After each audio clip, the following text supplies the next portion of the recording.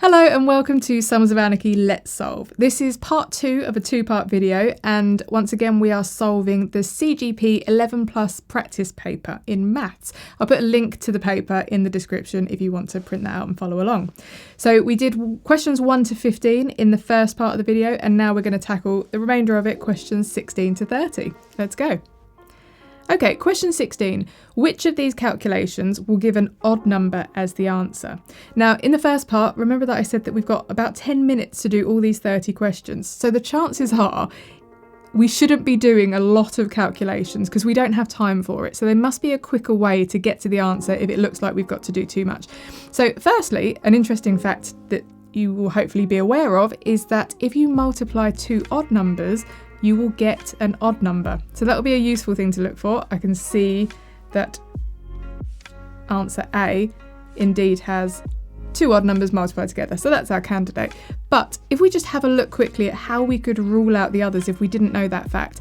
So let's say, for example, B, 142 times 623. Now, in the standard form of long multiplication, we start at the right-hand side, we multiply the units. Let's do 2 times 3 is 6, and then you carry on multiplying the others by 3. And then what do? We put a 0 underneath in any future lines, which means that our unit is going to just be the result of multiplying the units there. So we don't have to do the whole multiplication to work out that this answer is going to be an even number. The same for C. If we just multiply the 6 and the 2, it ends in a 2, so it's even.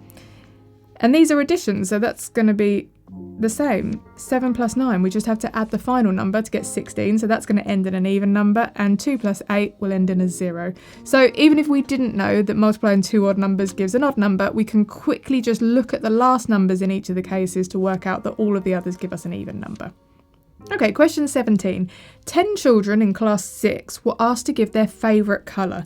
The results are written in this list. What is the most popular colour? Okay, so we've got a list of the colours: red, blue, green, silver, purple, red, gold, fancy, gold, green and red. So all we're doing here is we just need to work out which one was answered most. So we can see that we have red, 1, 2, 3. So there's 3 for red. Blue, we have just 1 for blue, poor blue. Green, 2 greens. Silver's just 1 as well. There's 2 golds and 1 purple. So the most popular colour, unsurprisingly, is red. Question 18. The table shows the number of prizes won by Esther at bingo in a week. Esther is cleaning up at bingo. She won 32 prizes altogether. How many prizes did she win on Thursday? Looks like there's some bad record keeping here. We are missing the number of prizes for Thursday, so we'll have to figure this out. Now, again, when you need to add up a string of numbers, it can really help out if you can get to tens quickly. So, for example, this 6 and this 4, that quickly makes a 10. So instead of adding downwards, the 5 plus the 8 plus the 4 plus the 6, we can work upwards and we can get to a 10 first, then add on the 8 to give 18, then add on the 5 to give 23. So in our table so far, she's got 23 prizes, but we know that she won 32 in total, so the missing prizes must be for the Thursday. 32 take away 23 is 9. 9 prizes on Thursday. She did very well on a Thursday. Okay, question 19. Which of the following statements is true? All right, we've got some inequalities here. That means these things are not equal. So we've got 2 signs. We've got this one, which means that whatever's this side is less than whatever's this side. That looks like a bird. And this one, which means that whatever's this side is greater than whatever's this side. Okay, so we need to work out if these are true. So for example, statement A is claiming that 7 over 100 is greater than 3 over 4. So let's work out if this is indeed the case. Now we can see 7 over 100 popping up quite a lot. The problem with this question is that we've got a mix of fractions and decimals. So what we're going to want to do is convert. It looks like there's more decimals. So we could convert this fraction, 7 over 100, to a decimal.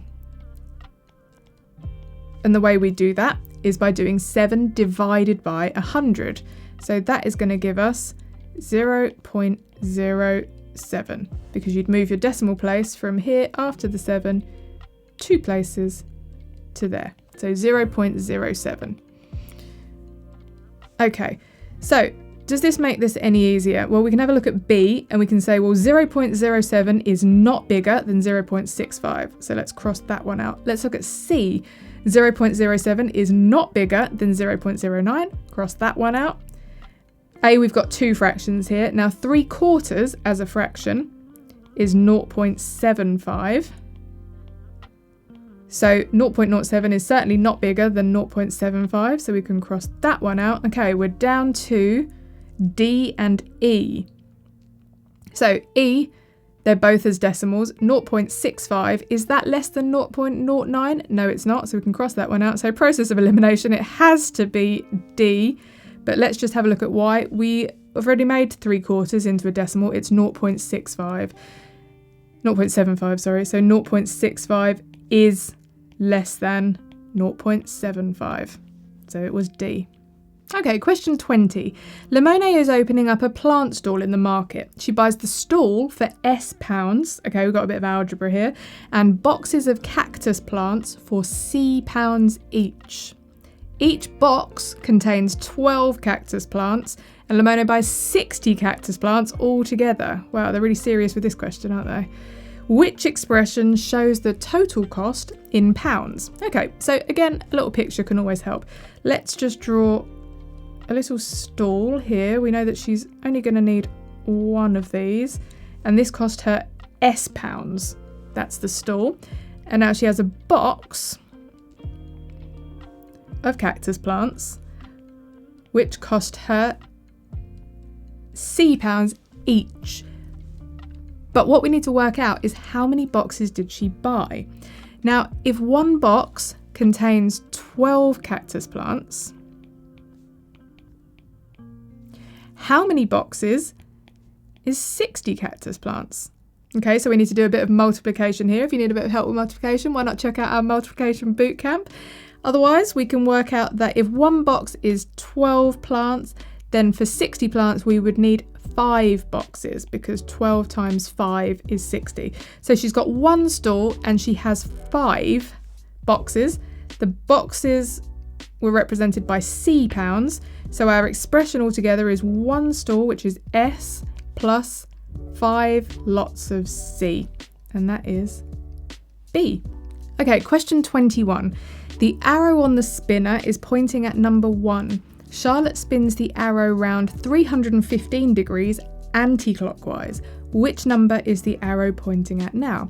Okay, so if it goes a whole way round, a full circle, it's going to do 360 degrees. But it only goes round 315 degrees. So that is 45 degrees short of a full circle. So now we need to work out what each of these segments is.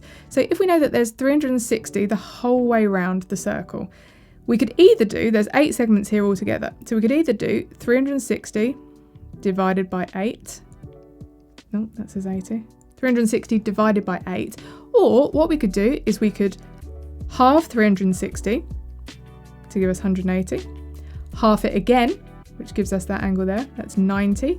And halve it again to give us 45. So one of these segments is 45 degrees. Now, that's suspiciously similar to our number here.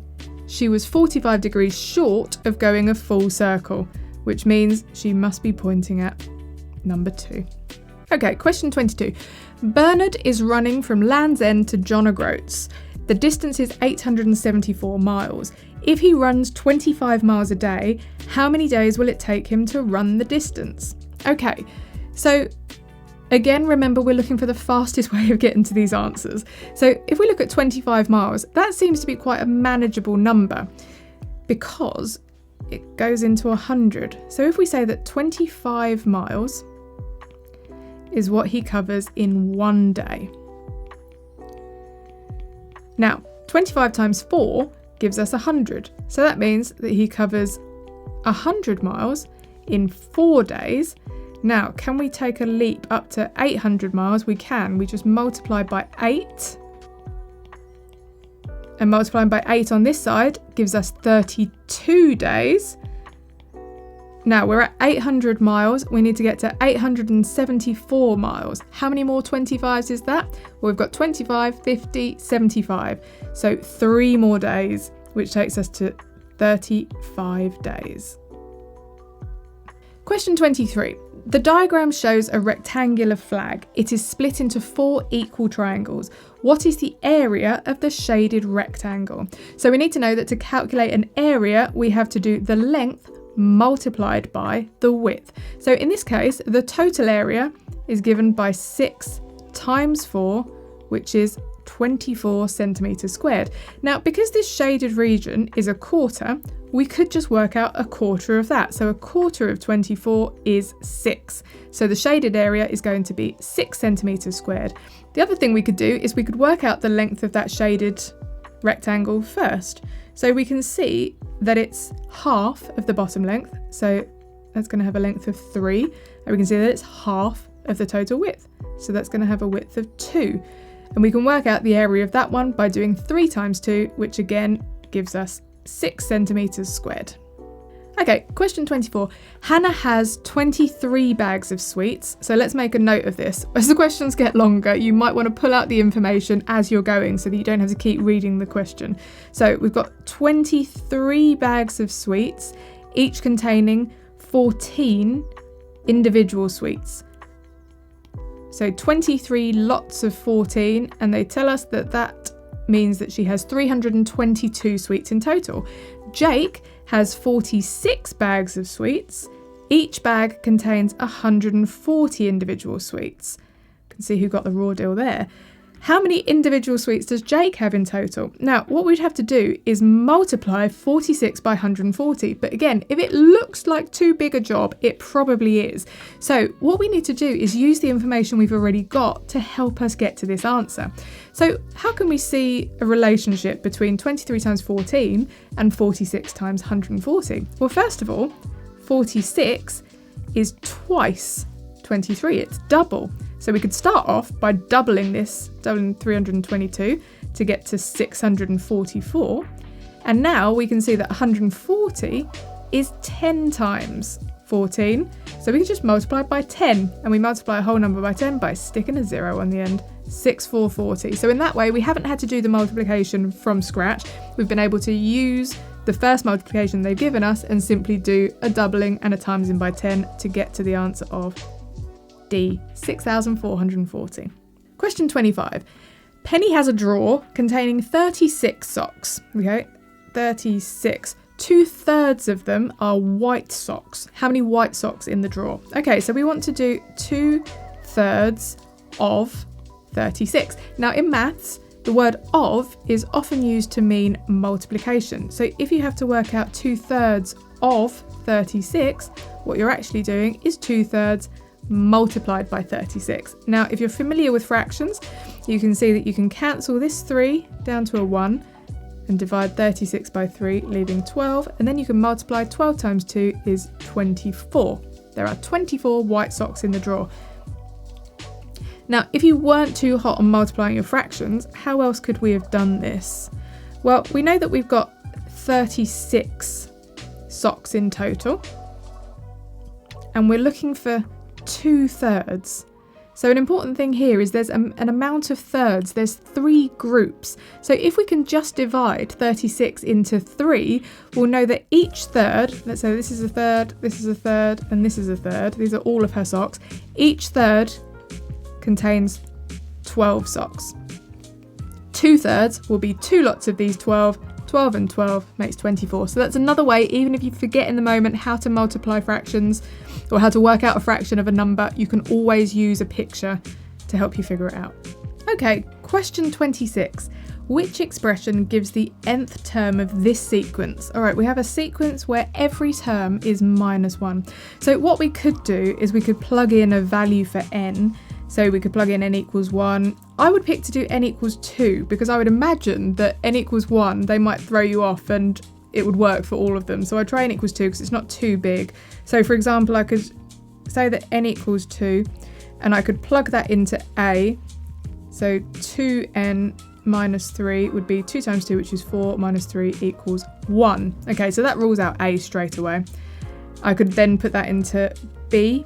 So if n equals 2, n minus 1 is 1, so that rules out B as well. I could try C. So n squared minus n squared would be 4, minus 2 would give 2, so that rules out C. Let's have a look at D. N minus n plus 1, so that's going to give us 2 minus 3, which is indeed going to be minus 1, so that's looking good. But let's just try E to be on the safe side. We've got n minus 1 squared, so that would be 2 minus 1, which is 1. 1 squared equals 1. So it's not that one, so the answer is going to be D.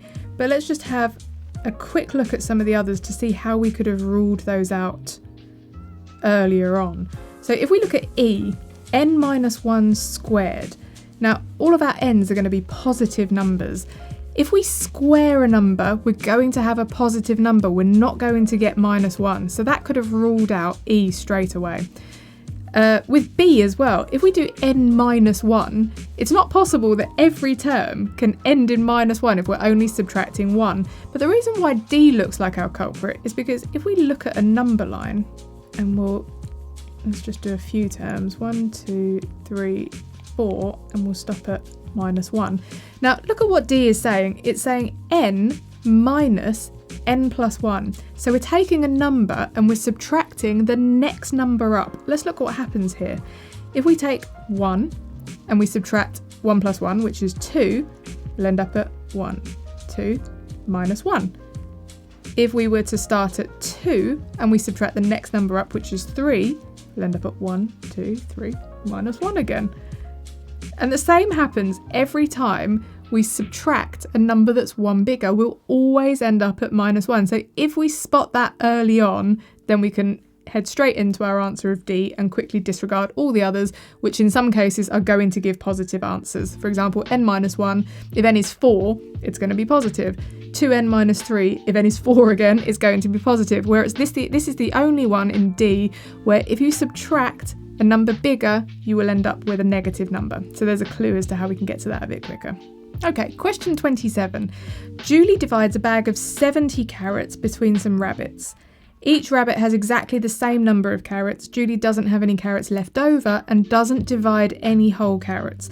How many rabbits is it possible for Julie to have fed? Okay, so we want a number that will go into 70 exactly with no remainder.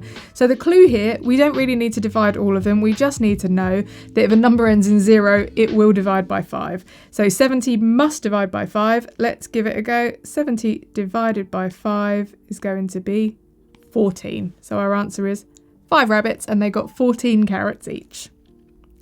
Okay, question 28. The grid shows a small island, a very small island. I'm assuming this is scaled down. Adam goes for a walk starting at -1, -2. So let's mark this on. So -1 is our x coordinate. That takes us here. -2 down here. So he starts at -1, -2. He travels 4 squares north and 2 squares east. Now, if you forget which way north is, we've got a helpful little guide there. North is up. Now, what are the coordinates of the point that he reaches? So let's start at our x. We have to go 4 squares north. So that's 1, 2, 3, 4. And 2 squares east, which is to the right. 1, 2. So he ends up here. Now this coordinate, our x coordinate is 1 and our y coordinate is 2. 1, 2, that's D. Question 29. Jemima wants to plant a number of plants P and a number of trees T. The area she needs can be written as 3P plus 18T. Which expression below is equivalent to Jemima's expression? Okay, so let's have a quick look at this. So we want one of these is supposed to be equivalent to 3P plus 18T. So let's see, can we rule any out straight away? Well, E has a T squared term, so that can't possibly be equivalent because there's no T squared. So let's rule that one out. All the others, no more T squared terms. So let's have a look at A. A is 3 lots of 6PT. So that would end up being 18 PT, but we don't want PT multiplied together. We want 3p plus 18t. So it's not going to be A. So let's cross out A. Okay, B. Let's have a look what happens when we multiply B out. So B is going to be 6 lots of P plus 3t. But if we multiply that, we're going to get 6 times P, which is 6P, plus 6 times 3t, which is 18t. So it's close, but not quite B. C is 21p minus 3t. Now, the only way this could be equivalent would be if it somehow cancelled down, but it's not going to, because for starters, it's a minus and we need a plus. So it's not going to be C either, which means that it must be D, but let's just verify that by multiplying it out. 3 lots of P plus 6t. So we do 3 times the P, which gives 3p, and then we do 3 times 6t, which gives 18t, which is exactly the one we were looking for. So the answer is D. And finally, question number 30. 50 people were asked what colour their car was. So let's write down 50. 16 people said blue. So 16 out of 50 said their car was blue. What percentage of people did not say blue? So first of all, let's find out what fraction of people did not say blue. So it was everyone but those 16 people. So the remainder would have been 34 out of 50. So this is our not blue tribe. Now, a percentage is out of 100%, out of 100. So 34 over 50, how do we turn that into a percentage? Well, 50 is half of 100, so we could just multiply by 2. If we do 34 times 2, we get 68. That would be 68 over 100, so that's 68%. 68% of people did not say blue. Awesome, so that's the whole paper done. I really hope you enjoyed that and found it helpful. If you did, please hit the like button to let us know. Also, if you have any questions, drop a comment below and we'll do our best to answer them. We'll be doing more of these videos, so let us know if there's any in particular that you'd like to see, and subscribe to our channel for more maths tips and tricks. See you later.